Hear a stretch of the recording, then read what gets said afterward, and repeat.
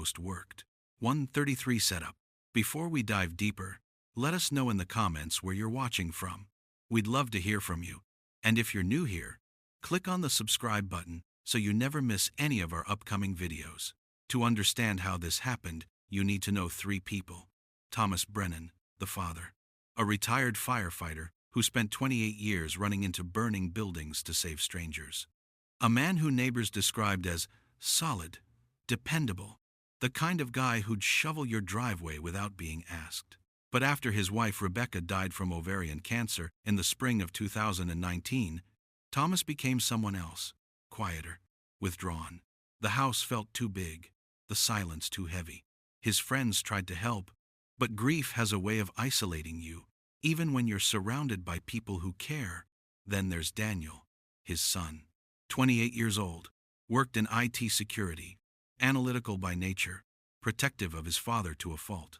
Daniel watched his dad fade after his mom's death, and it killed him slowly, watching someone so strong become so small. And then there's Elena Ruiz. At least, that's the name she used.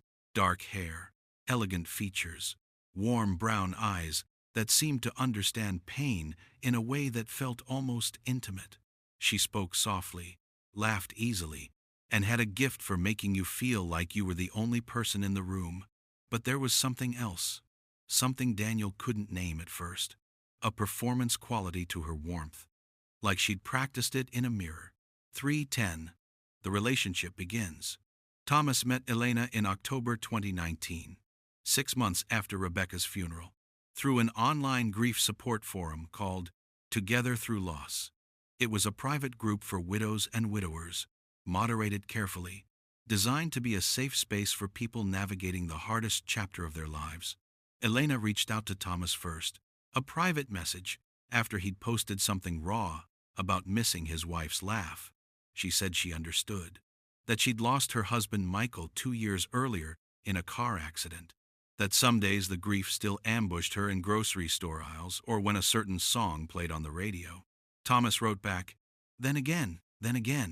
The messages became daily, then twice daily. Within weeks, they were talking on the phone, long conversations that stretched past midnight.